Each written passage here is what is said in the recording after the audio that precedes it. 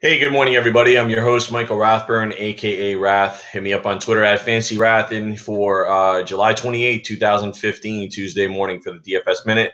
Gonna hit you up with a little bit of kind of like a question that I'm gonna pose. Not really like any kind of statement I'm gonna make or anything like that. Just something that a topic that came up with a few of us that were talking in the industry or have worked in the industry was kind of the change in the evolution of a live final in daily fantasy sports, kind of where it was, where it is, and then also the introduction of the live experiences or the VIP experiences, and what's more important right now, or what do players care about. And I guess different players care about different things, so that's why it's kind of like I don't want to throw it out there as far as saying one is right and one is wrong. I think it's good that we've got this evolution of the way the live finals have gone, and also the way the VIP experiences have gone. So, for people who are new to the industry or don't necessarily know what I'm talking about,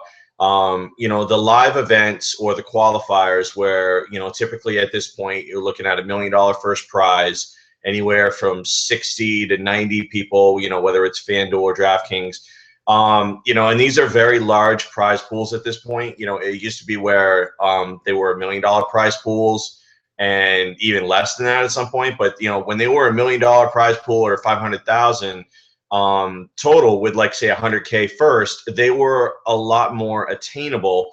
There were less people, but they were, somewhat more attainable. The fields were lower, the entry fees were lower. We didn't have $1,000 queues, so to speak. It just didn't exist. Now we're at the point where these average qualifiers are $500 and $1,000, and it's really priced a lot of people out. And one of the tough things is that not only is it priced a lot of people out, but there's been a lot of chatter and discussion about players possibly going broke. And some of this stuff, and that's not good for the industry. You don't want to hear about that kind of stuff. Discussion about players going broke, players who aren't playing anymore, heavy, high volume players or high profile players losing a lot of money in chasing these qualifiers, these live event qualifiers, whether they're chasing the prize money, whether they're chasing the internet fame and glory. There's a lot of discussion about that.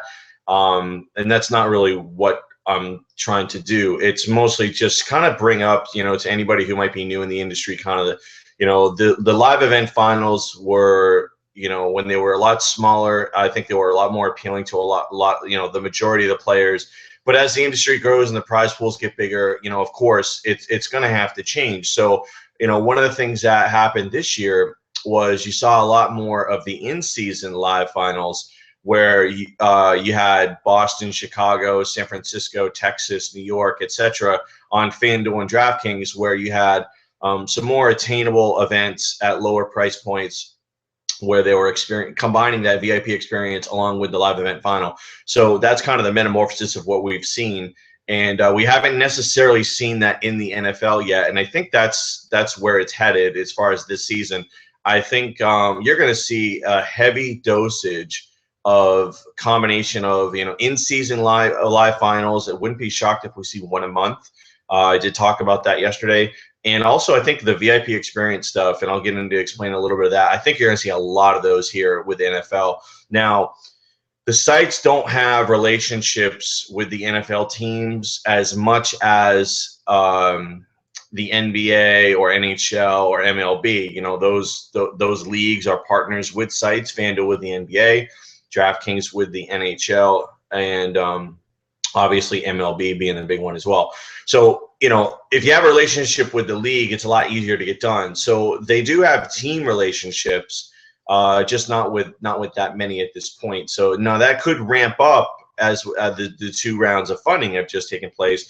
So if we see a lot more deals consummating over the next week or two for NFL teams with DFS sites, I think that's good news for us in the industry as far as just the players go. The VIP experiences and live finals at the stadiums have definitely become more of a norm, which is good. Let's talk about the VIP experiences. Mostly we're talking about DraftKings here. and the MLB. They have done some stuff with MMA. They have done some golf stuff, which has been nice. And but mostly we're talking about MLB, and it could be a situation where you get to throw out a first pitch, you get to take batting practice, you get to go on the field before the game and watch batting practice. You're in a luxury VIP suite, all that kind of stuff. It just depends on what was available for that particular game and event. But I can just tell you from my experience, DraftKings had a Boston Fenway live experience. They ran a few of them, I think, around the July 4th weekend, and I was going to be vacationing up there. And so that was attractive to me because I obviously was going to be in the area. So I definitely tried for it. I definitely, shot pretty hard for some of that stuff. When I say hard, I mean just the number of entries. It was only a $3 entry. But normally I wouldn't fire 10 or 20 entries into a contest. But on something like that, where I feel like it's a once-in-a-lifetime opportunity, it's no out-of-pocket expense for me, with airfare or hotel because I'm already going to be there anyway. So, it was like that kind of stuff really appealed to me. The other one was there was a Nationals live experience for Luxury Suite, which happened to be on the same weekend as the Flex League, which is the fantasy league of football league of experts draft that's coming up the second week of August. Actually, we're coming up on a week and a half here, and which is pretty cool. It's like Tout Wars, but for NFL, for those who don't know. Season-long league of a bunch of guys in the industry, or girls in the industry, actually, too. We got some women that are going to be in there that are pretty good. So pretty cool event that's going to happen next Saturday, and it's going to be broadcast on Sirius XM, and it's going to be, a pretty big draft. So anyway, majority of people are going to be up there for that weekend, and DraftKings had a Washington Nationals a VIP experience that was going on that Saturday. So I kind of told everybody, hey, let's try to play for it. Somebody wins, let's try to get the seats, etc. Again, minimal amount of investment. When you're talking about a $3 or $5 entry, if fire 4 or 5 entries in there, with no expectation of winning. If you win, it's great. The good thing about the Nationals was I think the top 5 paid luxury box seats. So I think first prize might have been 8, then 4, then 2, 3 or 2 or something along that line. So I liked it a lot. I really like that kind of contest. I think it appeals to sports fans, casual fantasy fans.